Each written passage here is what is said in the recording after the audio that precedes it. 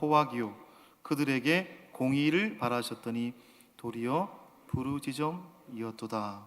아멘. 하나님의 말씀입니다. 제가 물 한 잔 마시겠습니다.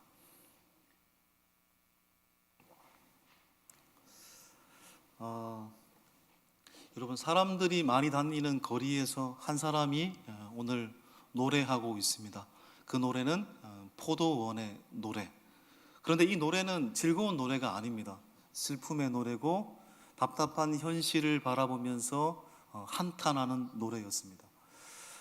오늘 1절, 2절을 다시 한번 보면은요, 자, 한번 보겠습니다. 나는 내가 사랑하는 자를 위하여 노래하되 내가 사랑하는 자의 포도원을 노래하리라.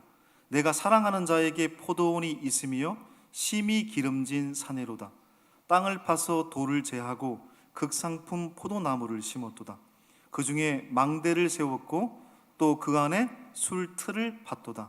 좋은 포도 맺기를 바랐더니 들포도를 맺었도다. 주인은 포도원을 만들고 그리고 그 포도원에 무엇을 심었습니까? 극상품 포도나무, 좋은 포도나무를 심었습니다. 그리고 좋은 포도나무를 심었으니까 좋은 포도나무 열매를 맺기를 바랬습니다. 그런데 결과는 좋은 포도나무 열매가 아니라 어떤 열매입니까? 들포도, 쓸모없는 포도나무 열매를 맺고 말았습니다.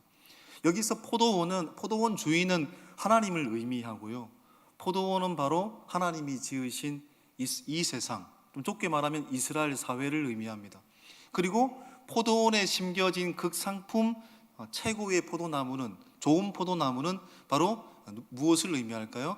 이스라엘 족속을 의미하고 우리 인생을 의미하는 거죠. 하나님은 우리의 인생을 최고의 존귀한 존재로 심었다라는 겁니다. 그래서 하나님은 선하기를 바랬고 우리를 통해서 정의의 열매를 맺기를 바랬는데 결과는 어떻게 되었다는 것입니까? 들포도를 맺었다. 들리는 것은 포악이고 울부짖는 소리밖에 없었다라는 것입니다. 자, 보시면 7절을 보시면 7절 하반절에 그들에게 무엇을 바랬습니까? 정의를 바라셨더니 결과는 포악이죠. 그들에게 공의를 바라셨더니 도리어 부르짖음이었도다. 그 포도원이 엉망진창이 됐다는 것입니다. 세상이라는 이 존귀한 세상, 그리고 존귀한 포도원 가운데 세운 존귀한 사람들로 인하여 존귀한 나라가 세워지기를 바랬는데 황폐되어진 세상밖에 보이지 않았습니다. 그래서 선지자 이사야는 탄식하고 있는 것입니다. 도대체 무엇이 하나님 만드신 이 포도원을, 이 세상을 이렇게 황폐하게 만든 것일까? 여러분, 오늘날 이 세상이 때로는 한탄스러운 것은 때로는 질서와 정말로 어떤 평화의 세상이 아니라 엉망진창이다 이렇게 여겨질 때 무엇이 그렇게 만든 것일까요? 오늘 본문은 한마디로 이야기를 하고 있습니다. 과도한 인간의 욕망 때문이다. 과도한 인간의 욕망 때문이다. 여러분, 욕망이라는 것이 여러분 잘못된 것이 아닙니다. 욕망이 필요한 거죠. 인간에게 욕망이 있는 것은 살아있음의 하나의 증거인 것입니다. 아무것도 바라지 않는 사람은 죽어 있는 거잖아요. 그런 의미에서 욕망이라는 것은 인간에게 어느 정도 필요한 것입니다. 그런데 문제는 무엇입니까? 과도한 욕망이 문제죠. 과도한 욕심이 문제죠. 과잉, 여러분, 과식, 과유불급이라는 말도 있습니다. 정도의 지나침은 미치지 못하는 것과 같다는 것입니다. 욕망이 강하면 나의 인생을 우리가 컨트롤할 수가 없는 거잖아요. 자동차 운전을 할 때도요, 제가 예전에 2010년도인가 제가 청년부 담당할 때 토요일이죠, 설악산 청년들하고 같이 우리 부장 선생님과 함께 등반을 갔나 그랬을 겁니다. 근데 가다가 갑자기 폭설이 내려가지고 봉고차가 이렇게 빙빙 돌았어요. 그래서 제가 그때 그날 완전히 운전을 못하는 사람으로 완전히 낙인이 찍힌 것 같더라고요. 제가 운전대를 잡으면 굉장히 불안해하고, 그러니까 제가 가속 페달을 밟는 그 순간 통제를 못하겠더라고요. 그날 브레이크를 잡는 게 너무너무 두렵고, 아마 지금 앉아있는 청년이 한 명 있는데 그날의 상황을 알고 있을 겁니다. 저한테 저 멀리서 오겐키 데스카 이렇게 뭐 불렀는데, 영화 그 뭡니까? 영화 일본 영화 그거 생각하면서 그때 속으로 얼마나 제가 열이 받았는지 모릅니다. 예. 아무튼 제가 그때 이게 그 스스로 통제를 못 하겠더라고요. 그러니까 여러분, 사람이라는 존재는 뭐가 과하면요, 이렇게 가속을 한다든지 과잉을 한다든지 통제를 못하는 거예요. 그런데 우리의 마음 속에 우리의 욕망을 내려놓으면 우리 속에 비로소 자유가 주어지게 되는 거죠. 그리고 우리의 욕망을 내려놓으면 비로소 내 마음 속에 다른 사람이 들어올 수 있는 삶의 여백이 생기는 것이죠. 여러분, 이사야 선지자는 이 포도원의 노래에서 욕망의 포로가 된 이들의 삶과 그 결말을 이렇게 표현하고 있습니다. 인간이 과도하게 욕망을 품으면 그 욕망의 결과가 뭐냐? 자, 보십시오. 5장 8절로부터 9절까지 세 번역으로 보시는 게 더 좋을 것 같습니다. 자, 스크린을 통해 보겠습니다. 너희가 더 차지할 곳이 없을 때까지 집에 집을 더하고 밭에 밭을 늘려나가 땅 한가운데서 홀로 사려고 하였으니 너희에게 재앙이 닥친다. 만군의 주님께서 나의 귀에다 말씀하셨다. 많은 집들이 반드시 황폐해지고 아무리 크고 좋은 집들이라도 텅 빈 흉가가 되어서 사람 하나 거기에 살지 않을 것이다. 과도한 욕망이 여러분 오히려 황폐함을 준다는 겁니다. 많은 집을 가져도 너희 집은 황폐하게 될 것이고, 많은 땅을 가져도 어떤 소출도 일어나지 않게 될 것이다. 오늘의 이 현실을 보는 듯합니다. 2700년 전에 이사야 선지자의 외침과 오늘의 이 시대의 외침이 다르지 않다는 것을 알게 됩니다. 몇 년 전 한국 사회는 이 코인 열풍이 불었습니다. 가상화폐의 열풍이 불어가지고 제가 아는 지인도 수십 배의 이익을 얻어가지고 저한테 막 자랑을 했습니다. 진짜 사실이냐고. 근데 그때쯤에 이 언론에서도 미디어에서도 가상화폐에 대해서 많이 보도가 나오고 사람들이 너도 나도 가상화폐에 투자를 했습니다. 어떤 사람은 영끌 대출을 받아서 올인했습니다. 근데 결과는 어떻습니까?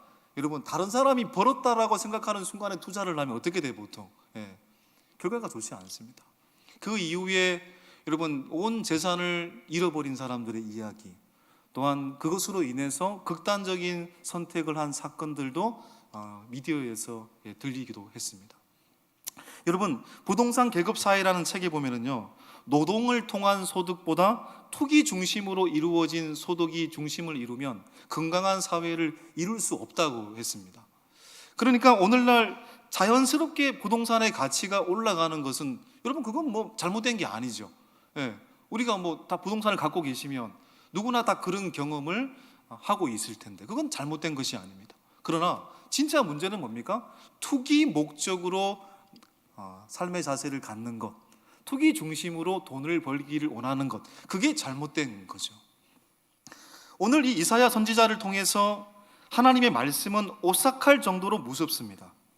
그 시대에 어떤 누군가는 다른 사람의 집까지 착취하여 여러 집을 가졌습니다. 또 다른 사람의 땅까지 착취하여 여러 땅도 가졌습니다. 그런데 그렇게 차지한 많은 집은 결국 황폐하게 되고, 그렇게 차지한 땅은 척박해져서 어떤 소출도 얻지 못할 것이다. 여러분, 이 과거의 고위 공직자 청문회 같은데 보면은요, 결과 중심주의 사회의 폐허를 늘 보는 것 같아요. 물론 털어서 먼지 안 나는 사람 없습니다, 여러분. 저는 더 특별히 많이 납니다. 그런데 중요한 것은 다 먼지 나는 게 문제인 겁니다. 거의 다 부정한 방법으로 이루어졌다라는 것이 문제인 거죠. 그런데 그것이 뭐 좋은 학교를 나오고 좋은 배경을 가졌고 정말 이 사람을 통해 이 사회를 이끌어 가야 될 사람인데, 이 사람이 고위공직에 앉아서 이 세상을 이끌어 가야 될 사람인데 그런 사람이 부정한 방법으로 모든 걸 이루었다. 정말 때로는 너무 허탈한 부분도 사실 있더라고요. 여러분, 권력과 돈의 단맛에 취한 이들에게 하나님은 두려움의 대상이 아니죠. 늘 침묵하는 것처럼 보이는 하나님이 그들에게는 무기력한 존재처럼 보이기 때문에 그렇습니다. 그래서 오히려 하나님의 정의를 따라가기를 원하는 사람들에게 그들은 조롱을 하고 있는 겁니다. 하나님 뭐 아무런 답도 없잖아. 하나님 어떤 대답도 하지 않으시잖아. 너희가 정의를 외쳐봐야 하나님은 아무런 답변도 하지 않으실 거야 라고 조롱을 하고 있는 겁니다. 이사야 5장 19절도 그 조롱입니다. 불법을 서슴지 않는 사람이 하나님의 정의를 찾고 있는 사람을 향하여 조롱하고 있는 장면입니다. 자, 볼까요? 이사야서 5장 19절 세 번역으로 읽어보겠습니다. 시작. 기껏 한다는 말이 하나님더러 서두르시라고 하여라. 그분이 하고자 하시는 일을 빨리 하시라고 하여라. 그래야 우리가 볼 게 아니냐. 계획을 빨리 이루시라고 하여라. 이스라엘의 거룩한 분께서 세우신 계획이 빨리 이루어져야 우리가 그것을 알 게 아니냐. 하나님 보고 빨리 일하라고 이야기해라. 조롱하고 있는 것입니다. 여러분, 하나님께서 이 역사를 이끌어 가심을 우리는 믿고 있습니다. 하지만 가끔씩 우리가 인간인지라 의심이 들 때가 있습니다. 하나님의 정의가 우리는 승리할 것임을 믿습니다.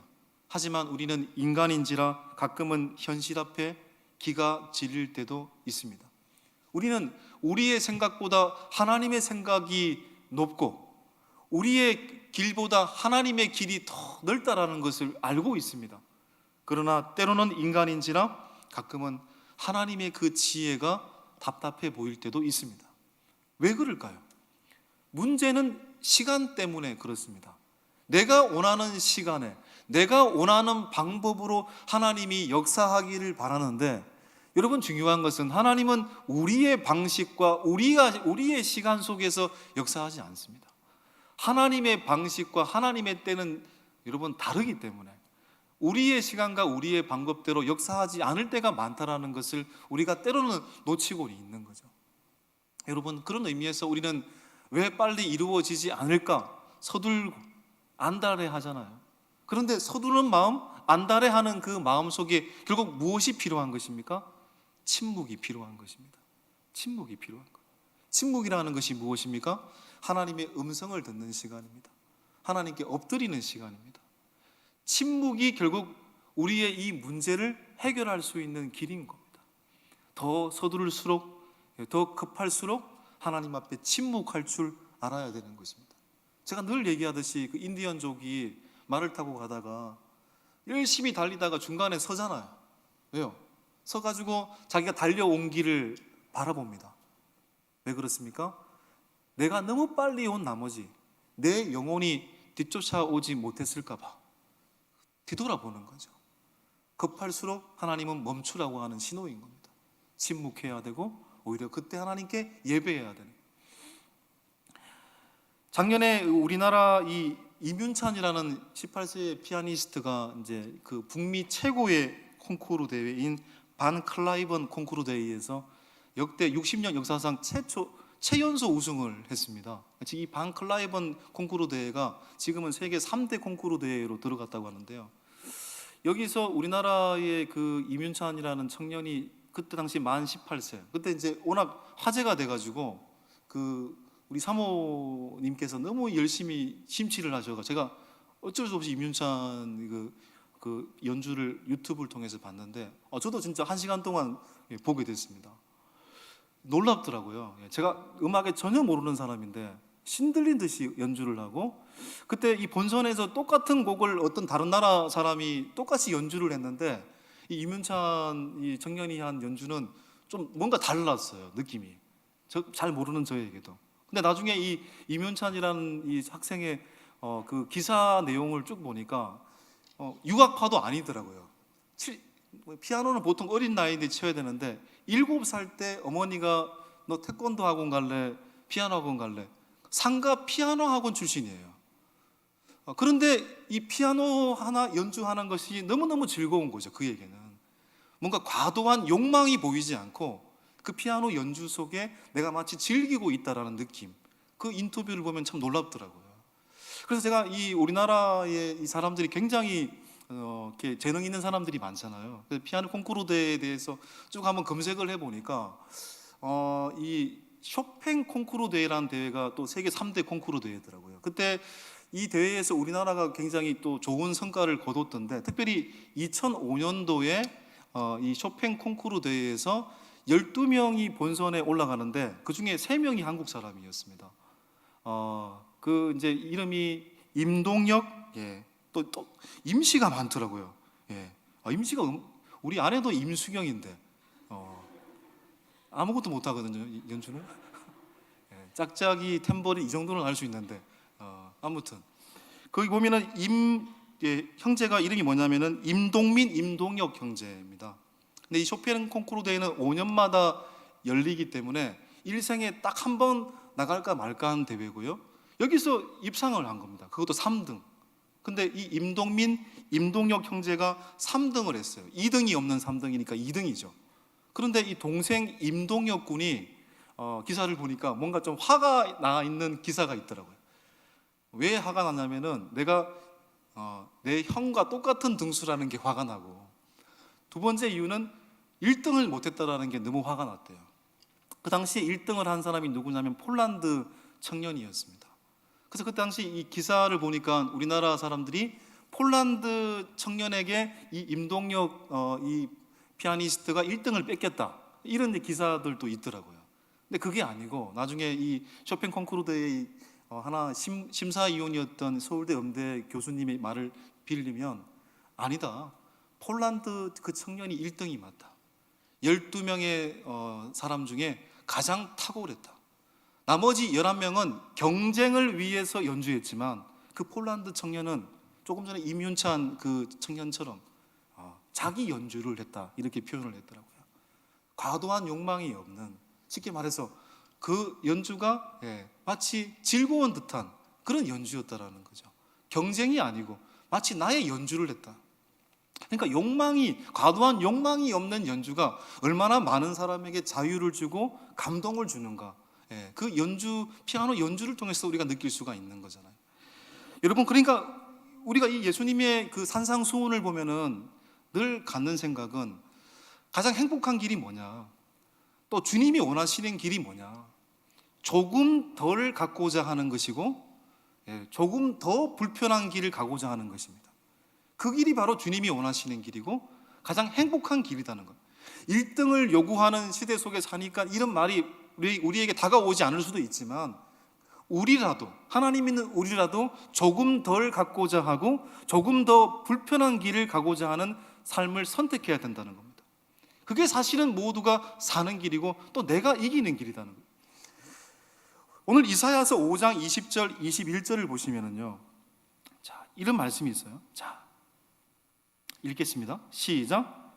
악을 선하다 하며 선을 악하다 하며 흑암으로 광명을 삼으며 광명으로 흑암을 삼으며 쓴 것으로 단 것을 삼으며 단 것으로 쓴 것을 삼는 자들은 화 있을진저, 스스로 지혜롭다 하며 스스로 명철하다 하는 자들은 화 있을진저. 이 시대도 마찬가지입니다. 지금으로부터 2700년 전 이 선지자 이사야 시대도 결과를 위해서라면 불법적인 방법을 서슴지 않는 시대였습니다. 하나님의 정의보다 불의가 난무하는 시대였습니다.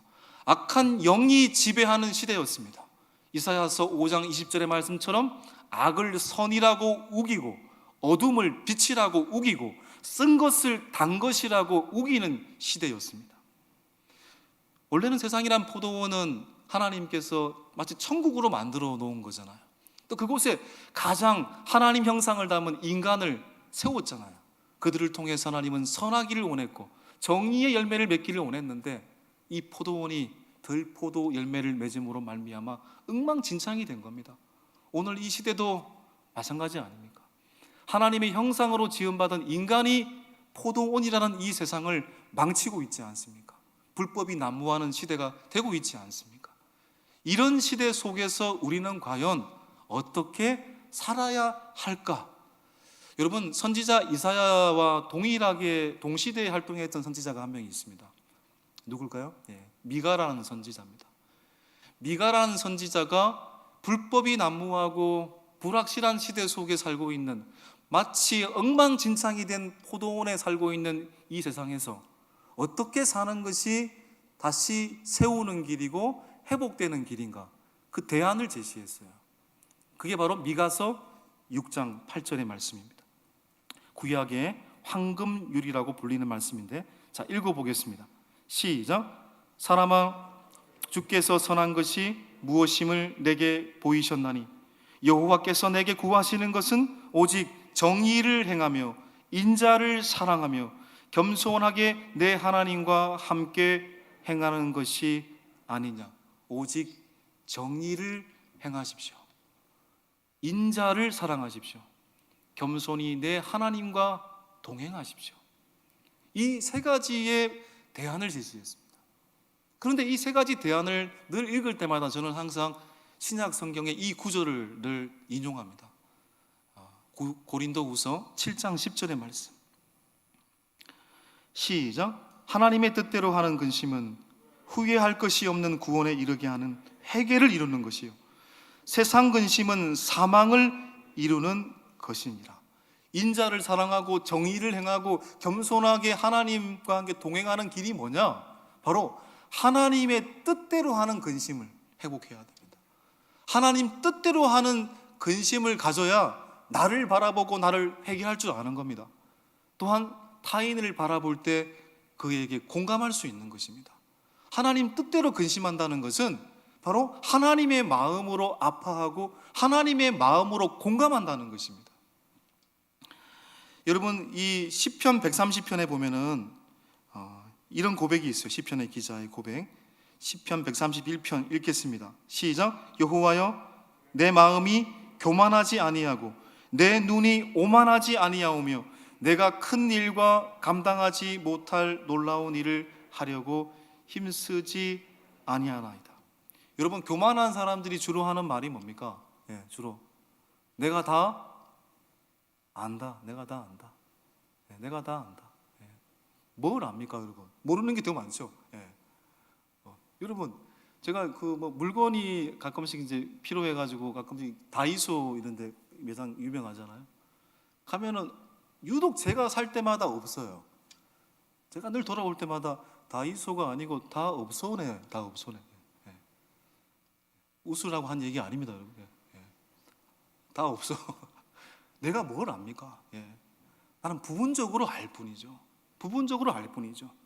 여러분, 이사야 선지자가 그런 고백을 했어요. 이 백성이 지식이 없어서 망한다고 했습니다. 이때 말하는 지식은 여러분 객관적 지식, 학문적 지식을 말하는 게 아니거든요. 이때 말하는 지식은 히브리어로 야다, 부부의 그 동침을 말할 때 이 야다라는 단어를 쓰거든요. 사랑이라는 말입니다. 이 백성이 진짜 경험적 지식, 정말 하나님을 사랑하지 못해서 망한다라는 것입니다. 진짜 지식이 없어서 망한다는 것입니다. 여러분, 사람들이 우리의 삶의 무거운 이유 중에 하나가요, 시편 132편에 나와 있듯이 너무 큰 것과 놀라운 일을 이루어야 된다는 강박관념 때문인 것입니다. 우리는 오만 가지 생각 다 하고 세상이 여러분 생각하는 것 이상으로 인류를 위해 걱정을 하고 온 인류를 사랑한다고 얘기하잖아요. 아이고, 이 세상의 정의가 어떻게 이루어질까? 나라, 민족, 세계, 열방 다 생각합니다. 근데 정작 가장 가까운 가족들의 슬픔과 아픔조차 헤아리지 못할 때가 많지 않습니까? 인류를 사랑한다고 하지만 가장 가까운 사람의 그 아픔을 보지 못할 때가 많잖아요. 하나님은 그러므로 위대한 사람을 원하는 것이 아니고 신실한 사람을 원하는 거잖아요. 이 저의 말이 아니라 마들 테레사 수녀의 말입니다.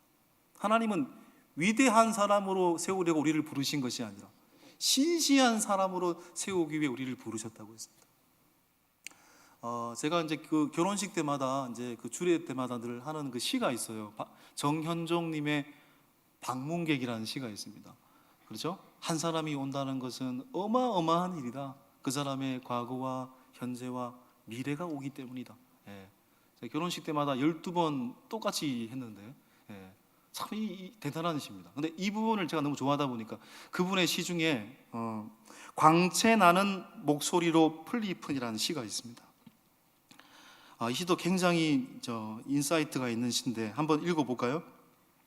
시작. 흔들리는 풀잎이 내게 시 한 귀절을 준다. 하늘이 안 무너지는 건 우리들 때문이에요 하고 풀잎들은 그 푸른 빛을 다해 흔들림을 다해 광채나는 목소리를 뿜어 올린다. 하늘이 안 무너지는 건요, 우리들 때문이에요. 풀잎들이 그렇게 얘기하고 있는 겁니다. 여러분, 하늘이 안 무너지는 것은 철인의 고매함 때문이 아니라 여린 풀잎들이 그 푸른 빛을 다하고 흔들고 있기 때문에 그렇습니다. 이 지구가 여러분 무너지지 않는 것은요, 여러분 그 히랍 신화에 나오는 아틀라스라는 그 신이 지구본을 떠받치고 있기 때문이 아니고요, 하나님의 은혜 때문인 거죠. 우리의 공동체가 그래도 이렇게 돌아가는 이유는요, 뭐 때문입니까? 이름도 없이 빛도 없이 섬김이라는 그 행위를 통해서 이 공동체를 섬기고 있기 때문에 이 공동체가 무너지지 않는 것입니다. 사도 바울이 13개의 신약 성경의 서신을 썼는데요, 그 서신의 마지막마다 항상 바울은 자신의 동역자를 열거하거든요. 저는 이게 너무너무 인상적인 장면이라고 늘 생각합니다. 로마서에도 보면은 바울이 로마를 향해 로마의 성도들의 믿음을 세우기 위해 쓴 서신이 로마서인데, 그 로마서 16장에도 어김없이 자신의 동역자들의 이름을 열거하고 있습니다. 로마서 16장 22절 23절을 한번 읽어볼까요? 시작. 이 편지를 기록하는 나와 온 교회를 돌보아주는 가이오도 너희에게 문안하고, 이 성의 재무관 에라스도와 형제 구하도도 너희에게 문안하느니라. 여기 보면 더디오, 구하도, 에라스도, 가이오라는 4명의 동역자의 이름이 등장합니다. 근데 이 중에요, 더디오라는 뜻은요, 셋째라는 뜻입니다. 그리고 구하도, 마지막에 구하도는 뜻이 뭐냐면 넷째라는 뜻입니다. 사람의 이름이 아닙니다. 왜 그렇습니까? 이 시대는 노예들이 존재했잖아요. 주인이 수많은 노예 중에 너는 첫째 노예고, 너는 둘째 노예고, 너는 셋째 노예야, 너는 셋째 드디어고, 너는 넷째 구하도야. 여러분, 사람 이름이 아닌 겁니다. 세상 사람들은 그들을 셋째요 넷째라고 불렀는데, 그런 더디오와 구하도가 예수 그리스도를 믿고 하나님의 사람이 되고 바울의 신실한 동역자가 되었습니다. 특별히 더디오라는 사람은 어떤 일까지 한 사람입니까? 바울이 일평생 이 눈이 좋지 못했잖아요. 안지를 겪었는데 앞이 잘 보이지 않으니까 바울이 불러주고 더디오라는 사람이 이 로마서를 대필했습니다. 놀라운 행위를 한 거잖아요. 그러니까 바울은 말하고 싶은 겁니다. 나의 나된 것은 하나님의 은혜고, 나의 이 사역 가운데 이런 동역자들이 있었기 때문에 나도 무너지지 않을 수 있었고, 이와 같은 동역자들, 이름도 없이 빛도 없이 주님을 섬긴 이들이 있었기 때문에 하나님의 하나님됨이 더 빛날 수 있었다라고 고백하고 있는 것입니다. 여러분, 우리의 가정이 무너지지 않는 건요, 내 아들이 있기 때문이고, 내 딸이 있기 때문이고, 내 어머니가 있기 때문이고, 내 아버지가 있기 때문이고, 내 자녀가 있기 때문입니다. 이 교회가 무너지지 않는 것은요, 하나님을 신실하게 믿고자 하는 성도들이 있기 때문인 것입니다. 사랑하는 여러분, 무엇입니까? 세상 사람들이 몰라주어도 나부터라도 가정에서, 교회에서, 내가 서 있는 삶의 자리에서 오직 정의를 행하겠습니다. 인자를 사랑하겠습니다. 겸손하게 하나님과 동행하겠습니다. 하나님 뜻대로 하는 근심을 하겠습니다. 나를 돌아보며 회개하겠습니다. 하나님의 마음으로 이웃의 아픔에 공감하겠습니다. 나부터라도 그런 마음을 가지면 무너져가는, 마치 허물어져가는 이 시대의 포도원이 다시 세워질 수 있지 않겠습니까?